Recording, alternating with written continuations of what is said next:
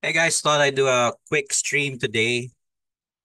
Just to comment on my recent appearance, literally just this morning on Teleradio Servicio. I think the topic was very interesting in that it's the first time I've started to hear mention of the use of artificial intelligence in government. I think this is something worth discussing. So yeah, maybe let's have a look and see what transpired this morning. Ang sikat na artificial Aha. intelligence o AI. Partner ang pag-asa na pag-usapan natin Yes, last last week. week. Gagamit daw sila ng AI para mas epektibo yung kanilang pag-predict ng weather. Mm-mm. Tapos nitong nakaraang linggo, sabi naman ng Supreme Court, Mhm. gagamit din sila ng AI para Talaga? naman mapabilis So the mention was pag-asa using AI and the Supreme Court. yata yung kanilang mga processes din. Mm. So, hingi po tayo ng explanation, ng opinion mula po kay Sir Dominic Ligot, ang founder ng Data Ethics Philippines. Kung ano nga po ba itong AI na ito at gaano ito kahalaga. Good morning po, sir. Good morning, sir. Ay, magandang umaga sa lahat. Opo, thank you for joining us, sir. Sir, Literally. yun nga po, yung pag-asa, yung Supreme Court, may mga agencies na po tayo ng gobyerno na gagamit ng AI. Ano po ang inyong reaksyon dito, sir? I think it's about time. Medyo matagal na rin naman yung AI eh. Opo. Nauso lang siya also lately nung lumabas yung mga tools like ChatGPT. Pero ang AI matagal nang nandyan. And I think makakabuti to sa government for them to apply AI sa mga operations nila. Yeah, actually there was an article. This was September 18th, no? It said Supreme Court eyeing artificial intelligence to expedite proceedings. So anyway, I'm gonna drop the link in the description.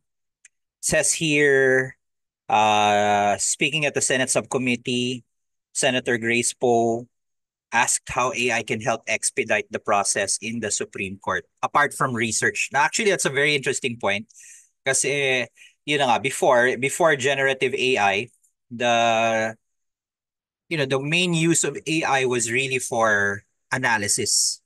But then with generative AI, of course, you can still use it to analyze stuff. Pero ginagamit na rin siya for actually producing content, no? And then another related note, this was earlier this month, September 11, pag-asa to use AI. No, actually, this took me a little bit by surprise because I always assumed DOST used AI. No? So, or either they were really doing it or they want to improve it. Or maybe, like many government agencies, the use of AI was really quite limited to, statistical analysis, regression forecasting, and now AI na raw. No? And if you read down, it says here during the Senate budget hearing, so I guess this was in the context of their budget, the DOST under Secretary Solidum said AI would be employed to better provide the public with information. Instead of every 3 hours, every 15 minutes will be the target. That's pretty impressive, almost near real time, forecasting. Anyway, I just thought to show you the context of that, no, while we view the rest of this interview. In what way, sir? Sa mga hindi po masyadong pamilyar sa AI, paano po makakatulong o makakapagpabilis sa processes po ng gobyerno natin itong AI? Well, isipin na lang natin, I'm sure marami sa mga nakikinig gumagamit ng Waze, no? Ginagamit natin yan to get around. Mm-mm. Dati, like ako, I used to rely on a map, an actual map, pag nagnanavigate ako ng traffic. And I'm sure, ever since people use Waze, napapabilis ang biyahe mo, nakakaiwas ka ng traffic. So isipin natin yung ganun. Ano ba yung Waze for pag-asa? Ano ba yung Waze for the Supreme Court and all the agencies? Mapapabilis niya yung mga decision making, provided nandyan yung data. Yun ang pinaka-importante. This is actually a common thing that I mention whenever I'm talking in front of institutions and companies. Because unfortunately, AI can still sound very abstract. So I tell them, you think about ways, how it helps you get around. Now think of the ways for your organization. That usually helps, uh, open up some brain cells. Now, nga, no, these are common tasks that I do, similar to driving. How can AI actually help? Anyway. Sabi, sir, ng Supreme Court, it is developing voice-to-text transcription. How do you develop, sir, yung AI? How do you train yung AI? Well, ang AI naman kasi, ang pinaka-basis niyan, meron kang data and through some process natututunan ng isang algorithm yung pattern ng data na yan. Tawag dyan machine learning. Pag natutunan ng machine learning yung data mo, makakagawa na siya ng mga prediction. And for example, sa law, ang daming mga dokumento, matagal yan na pinoproseso. Pero these days, pwede mo nang i-upload yan to a language model.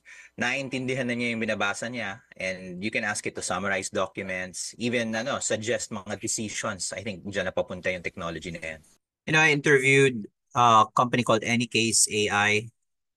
So shout out to Gio and Beato if you're listening to this. I think legal is just one of many fields where there's technically a lot of documentation that needs to be, needs to be sorted out. And I think that's the low-hanging fruit. I encountered a solutions provider. All they did was effective document transcription, document translation, digitization.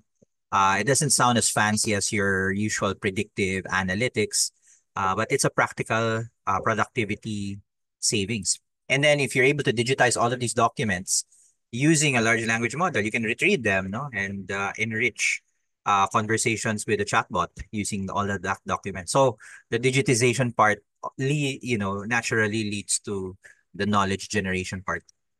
Opo. And singit ko lang, sir, may AI and may generative AI. Anong difference nun, sir? Well, yung generative AI, yan yung mga chatbots, for example, tsaka mga image generation tools na nauso lately. Ang diferensya ng dalawa, kaya siya tinatawag na generative, nagpo-produce siya ng data. Kunyari sa chatbot, may tatanungin ka, may isasagot siya. Or sa mga image generation tools, magsasuggest ka na, kunyari, give me a photo of a cat on a beach. Gagawa talaga siya ng photo. And maraming mga applications yung generative AI, lalo na sa mga, content, documentation. Ang kinaiba niya sa yung dating klase ng AI, katulad ng Waze, no? Ang ginagawa niya, ina-analyze naman niya yung data, tapos binibigyan kanya ng mga decisions tsaka predictions. Opo. Siguro, sir, on the side of caution, ang malaking tanong dito talaga ay yung accuracy. Kasi knowing na government offices po itong gagamit ng ganitong technology, syempre kapag sila ang nag-announce, paniniwalaan po yun ng tao. So, anong maipapayo natin siguro sa mga government agencies na ikino-consider ito para talagang kung gagamit sila ng AI sa kanilang mga operasyon, ay talagang maging accurate din. Anong tamang guidelines po sa kanila? Well, sa data ethics, isa sa mga ginagawa namin is tinitingnan namin yung mga guidelines on AI safety. And lalo na ngayon, dalawang major issues sa AI ang dapat ingatan natin. Number one, yung quality ng data. Kung pangit yung quality ng data, magiging pangit din yung quality nung ipipredict niya or yung decisions niya. And pangalawa, yung malicious use. Pwedeng maganda yung data mo, maganda rin yung AI mo. Pero kung gagamitin sa masamang bagay, for example, nauso na ngayon yung mga deepfakes, yan yung isa sa mga malicious use ng AI. Pwede ka naman gumawa ng mga video or audio anytime you want. Pero kung yung intent mo is mag-deceive ng tao, for example, sa deepfakes, yan yung tinatawag na malicious use. So yun yung dalawang iingatan ng government. Dapat maganda yung data nila and dapat may guidelines sila on good use. It's counterintuitive. The call for acceptable use and ethical use. Kasi for some reason, and I don't know if this is widely true or just people I meet, parang the bias seems to be you want to correct for AI's faults within the AI itself, no? In the mechanism, maybe the machine learning. Pero actually, the biggest flaw is really humans. If humans misuse this, whether intentionally or accidentally, that's where a lot of the problems happen. And then on the building of the AI itself, the training process, which is usually opaque. This is invisible to the public. It's done by whoever builds these models. That's usually beyond the control of most of us in the public domain. But I think the onus is on people developing the models to come up with better data. No? Unfortunately, for generative AI, we are dependent on models that have already been pre-trained. So we have no control over the quality of the data that went into it. So more emphasis shifts to yung usage.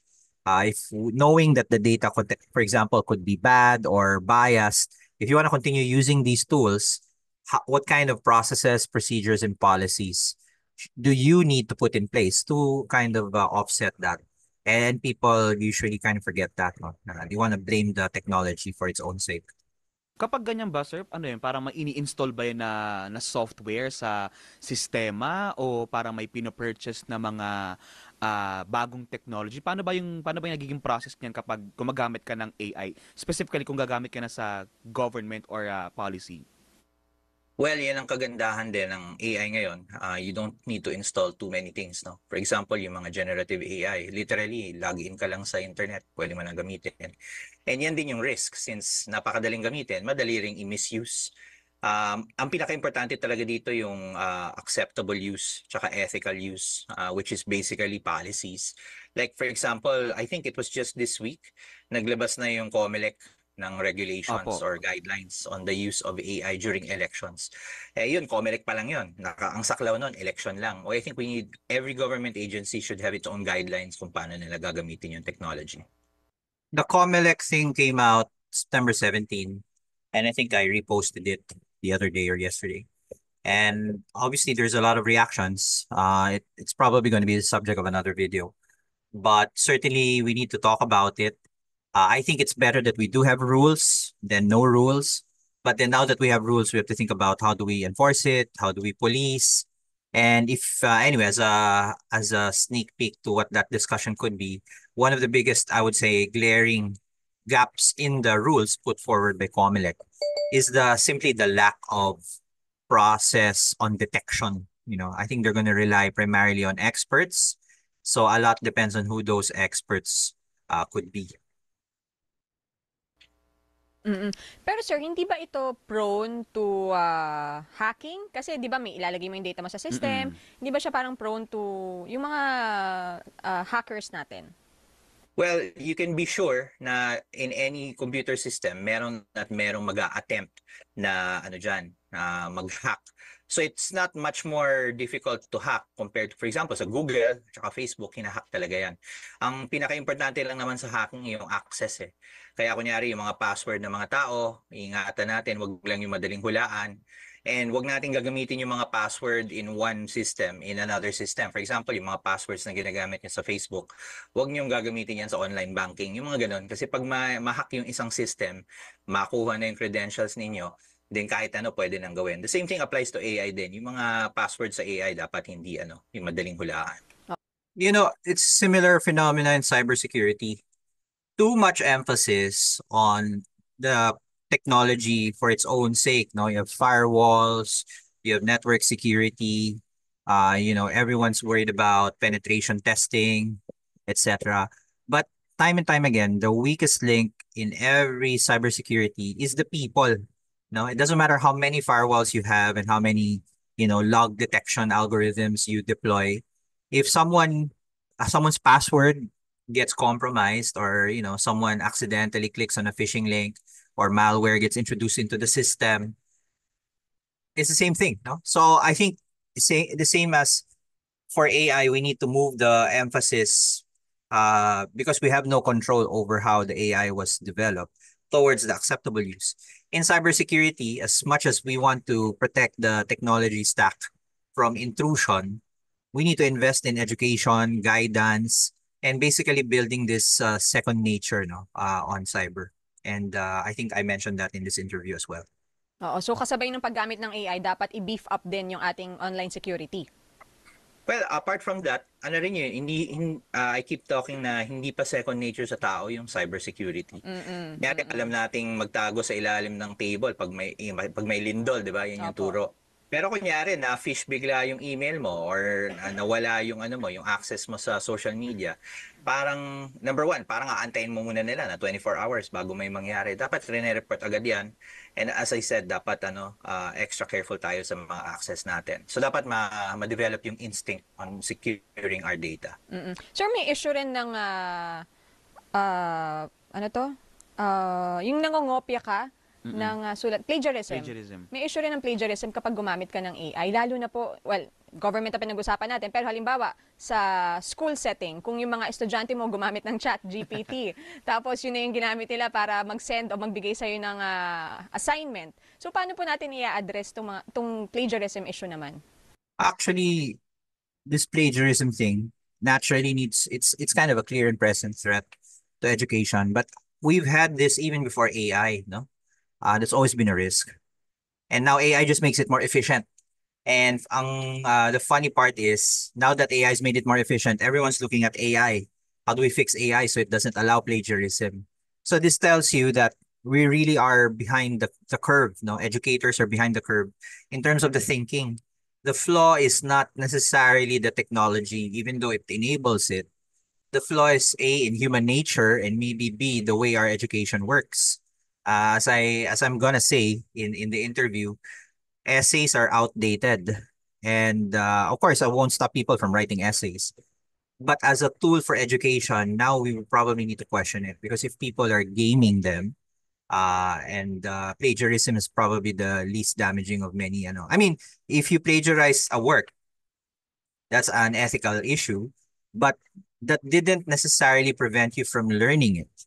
I think the emphasis should be on the learning, the form of learning that can be debated. And there are cases where you should be allowed to copy work if it will help you learn it. But then when it comes to areas like research or if you need to author your original ideas, that's where you get strict now. I mean, these kinds of nuances are absent so far as I've seen in any discussion on AI and education. Well, kasama yan sa binanggit kong malicious use. Pero plagiarism kasi unique yan to education and maybe to a certain extent journalism kasi pwede ka rin mangopya ng mga articles. Correct. I think importante dyan is i-examine na natin in the education sector paano gamitin yung AI properly. Kasi yung mga, for example, yung mga uses ng mga essays, yung mga ganyan, mga panahon pa ng lolo natin, nag-essays na sila eh. So we have to, well, I think we have to think about ano ba yung better way of teaching people, educating people. AI can be used for that. Pero yung curriculum natin kailangan ma-update. Actually, 3 sectors yung maapektuhan yan eh. Education is one, journalism because of the fake news. At saka yung mga creatives, yung copyright naman nila yung na-violate kasi you can generate any photo you want. Minsan yung photo kamukha ng painting ng isang artist. And in fact, kasama yung work siguro nila na na-ingest para matutunan. I've spoken before about the emergence of photography and how art basically rejected photography for 100 years and then later accepted it. And then art also changed. I think the main contention in photography was how easy it was to generate an image. It's similar to AI, but now it's more pronounced because AI is just far more efficient at producing images just out of a prompt. So now it becomes a question of livelihood. Before, when photography emerged, artists' livelihoods were also threatened. Portraiture artists were going out of business because people would rather opt for a photograph. And then now, when you have a portrait of yourself or someone done, they ask for a photograph. So the fields eventually merged. Pero it took hundreds of years. No? So in this case, we have to also think about that. No? How will AI become AI art? And the question of copyright leads to the question of monetization, leads to the question of livelihood. And I don't think these conversations are happening, at least in the Philippines, no, to a level where people are getting heard and debating the issue ng AI. Yan yung mga issues na wala pa tayong lunas because we need to write new laws to protect that. Sir, dahil nagagamit din siya yun nga sa nabanggitin yung malicious use, paano yung tamang regulation dyan? Siguro kung yung nabanggit ni partner Beck, kung sa school setting, paano siya mariregulate ng mga school admin or kung sa government, yung hanggang saan ka lang dapat gagamit ng AI sa inyong operations? So parang dapat ba magkaroon tayo ng body na magmo-monitor niyan? Well, may mga proposals sa Congress right now. There's at least 3 that are proposing some sort of an AI agency. No? Wala tayong magagawa doon. Bahala na yung government kung magtatayo sila. But I think it starts at the point of use. For example, sa school, bibihira. I don't even know if there's at least one school na nagtuturo na of how to use AI sa curriculum nila. No? Ang skill na yan is called prompt engineering. Natututunan yan sa YouTube or sa labas. So I think the first step is dapat isama na yan sa curriculum ng school. Turuan na. It's funny how, just mentioning prompt engineering. Of course, I teach prompt engineering, but it's still fascinating how some people, particularly in the dev and data science circles, seem to dismiss it And if you look into AI engineering, creating custom chatbots, RAG, it's all prompt engineering, no? So anyway, just food for thought. I think people seem to gravitate, not all, some people seem to gravitate towards complicated stuff. Everyone's in love with coding and programming. I mean, no disrespect, I'm a self-taught developer. Pero prompting is essentially the language of AI for the conceivable future. And the more people ignore prompt engineering, the slower our adoption will be. Fortunately, the non-techie people seem to adopt prompt engineering faster than the techie people, no? Which is another food for thought. Natin yung mga students in school, paano gamitin siya properly para na-educate din sila na okay, in certain cases, applicable, kunyari in the learning experience. Pero in certain cases, like research or kung magsasubmit ka ng thesis, bawal. And unfortunately, parang nagka-cat and mouse pa yung mga teachers and students sa paghuli. I think that needs to change.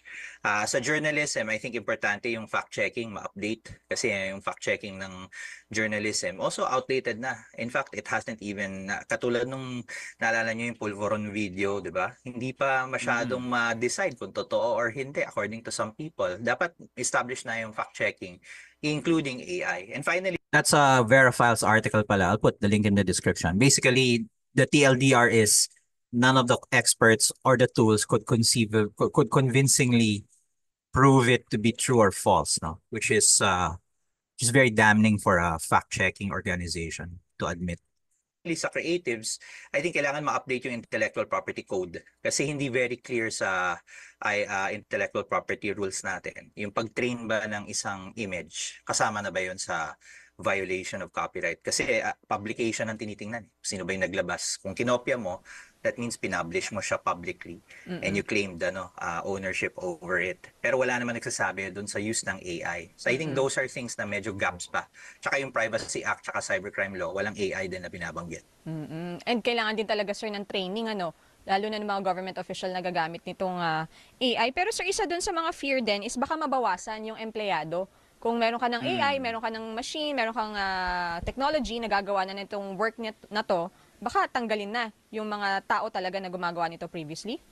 So that's the other, I would say, knee-jerk reaction. Either people are dismissive of AI, they're dismissive of prompt engineering, and then the moment they start admitting na, oh nga, no, this thing can really affect us, they kind of jump to the opposite extreme and start forecasting job losses, no, as if AI will suddenly take over all our jobs. And again, the position I would adopt is somewhere in the middle, no? Anyway, I explain it further in the next few seconds. Well, throughout history naman, marami talagang trabaho na eventually nawawala. But I think it's not because the jobs were the target of AI. Ang tinitingnan ng AI ay tasks. So kunyari, like ako, I studied accounting, no? Yung mga accountants naman, di naman nawala nung nagkaroon ng Microsoft Excel, di ba? Ginamit lang nila yung Excel. I think yan dapat yung attitude natin. Ano ba yung mga tasks mo na pwedeng mapabilis? And dapat mag-transform yung trabaho mo accordingly pag ginamit na yung machines. Ganyan din dapat for any job. Pero kung nakita mo na halos lahat ng ginagawa mo is something repetitive na pwedeng palitan ng machine, siguro mag-isip ka na maybe you should upskill or find another role na pwedeng gawin. Kasi hindi mo naman mapipigilan yan eh. People will, progress will always dictate na dapat we should be more productive. And companies will always look to minimize cost. I think nasa sa atin yung decision, no? If you want to update yourself. So karamihan ng mga jobs will be exactly like accounting. Madadagdagan lang ng AI. Parang Waze, no? Hindi naman mawawala yung pag-drive ng kotse kung gumagamit ka ng Waze. Although merong self-driving car, pero matagal pa yon. So I think yun yung pwede natin pag-isipan tungkol sa jobs. So, dapat mag-adapt din talaga. So, sir, given lahat ng ito, itong mga concerns na ito, do you think na kailangan pa rin talaga natin gumamit ng AI? Ganun pa rin siya talaga ka-helpful para po sa ating lipunan? Well, ang isang pinaka-importanting iisipin natin is hindi lang naman sa Pilipinas yung issue eh. Other countries are also adopting AI. And if as a country, hindi tayo gagalaw, yung mga neighbors natin, for example, mag-adopt ng AI, they become more efficient. Eh di natural, yung mga trabaho pupunta sa mga countries na yun, yung commerce pupunta sa mga countries ngayon. For example, I work closely with the BPO industry. We're the number 2 destination ng mga BPOs next to India. Maraming mga number 3s, no, pero malayo. Pero isa sa mga AI na nauuso ngayon, yung voice translation. Eh, yun lang naman yung gap ng mga ibang countries kumpara sa Philippines eh. Hindi sila English speaking. Pero kung matulungan Mm-mm. sila ng AI to speak English, hindi pa siya ganun ka-perfect. Pero eventually, the technology would be that good already. Eh di makakahabol na sila. So I think yun yung isipin natin na we're only number 2 sa India because of our population and our English-speaking skills. Pero ngayon, pwede nang tuunan ng technology yung yung communication. We have to be ready for that. Mm-mm. So in terms of sa neighboring countries natin, sir, sa ASEAN, nahuhuli ba tayo or nasa middle tayo in terms of paggamit ng AI? Well, according to a recent survey ng LinkedIn, sabi nila ahead tayo of the global average dun sa mga Oh. knowledge workers. Pero ang bawi naman nun, yung natin, yung school systems natin, yung mga stats natin, pababa ng pababa. So maybe perhaps ngayon ahead tayo, pero it won't be long before other countries can catch up. Talagang dapat double time tayo. And balik tayo sa schools ulit. Kung ang gawain is naghahabulan pa yung teachers and students kung sino yung gumagamit ng AI, isipin nyo na lang yung ibang countries. Like for example, sa UK, meron na silang mga teacherless classrooms na dinidebut for certain levels. Literally, AI na nagtuturo sa mga students. So paano yun? No? Give it a couple of years, baka mahabol na tayo. So the school thing, you got to think about, like for example, the PISA scores. No? This is going to be another video altogether. But I've been looking back at our rankings. Obviously, one thing has been happening, which is it's been declining uh, relative to 20 years ago. But then even 20 years ago, we were never at the top of that PISA list, always at the bottom or near the bottom. And yet, despite that, we've still produced, the number two outsourcing destination in the world. I think we're the number one or one of the top sources of nurses. So for a country that's supposedly so dumb, we're still able to dish out a very viable workforce. So what does that really mean, no? I think it means that yung natural capability of the Filipino workforce is much better than we give it credit for. But it's so inefficient. In other words, all of these declining scores, the small fraction of people who actually make it out and get a job is still enough to power, let's say, a BPO industry, but only by much, no? And it doesn't take a lot for another country to become far more efficient at education, far more efficient at labor, and they will really catch up. So I think the contradiction parang we're not doing well, but despite that, we're actually one of the most viable workforce globally, most viable workforce for many industries. But our inability to evolve, to incorporate AI, to innovate, will eventually be our downfall, no? And relative to India, I think we have about 1.7 to 1.8 million workers, BPO wise, out of a total population of let's say 100 million. It's about 1.8%. But India has about 4 to 5 million workers for a population of 1 billion. In other words, yung penetration in terms of population in India is much lower. So we're actually even ahead of India if you think about it. So that's a food for thought, no? And there's more to this education and jobs puzzle that will need to be covered in another video. But something for you guys to think about, no? While we reflect on the impact of AI on jobs. Nako, wag naman sana mawalan ng trabaho yung mga teachers. Oo nga, tsaka yung mga journalist. Nako, yung trabaho mo, Christian. Sabi nga ni Sir, 'di ba? We have to adapt. And at the same upgrade. time parang hindi naman kailangan mawala yung trabaho mo, pero yung task lang yung yung i-aid niya sa iyo. Oo. Alright. Sir Ayoko Dominic, pa mawalan maraming... ng trabaho. Ayoko pa rin. Sir Dom, salamat po ng marami. Thank you, Sir. Good Thank you morning din. po. Good morning po. po. Yan po si Sir Dominic Vincent Ligot, founder po. So that was it in terms of the live stream. Yeah, I just wanted to bring that up because I think since we're nearing the end of the year as of this recording, lots to think about. I've been I've been quite noisy about AI since late 2022. So I'm nearly at the 2-year mark and nearly at the 1-year mark of the public training that I've been doing. I started in October and I'm nearly at October. And then all in all, about 2,000 people have taken public webinars that I've conducted on generative AI and prompt engineering. Certainly, drop in the bucket. There could be more, but yeah, people will not wait. In other words, the country or the trends will not wait. So if you guys are listening to this, maybe comment here Let me know what you think about all of these issues, the government adopting AI and the use of AI in education, the threat to our jobs, and dami mga deepfakes, and dami mga issues that we need to discuss, no? And then stay tuned for probably an upcoming video discussion on the COMELEC rules on AI. So in the meantime, thanks a lot for tuning in. This is Doc Ligot signing off for now, and I'll catch you again on another stream.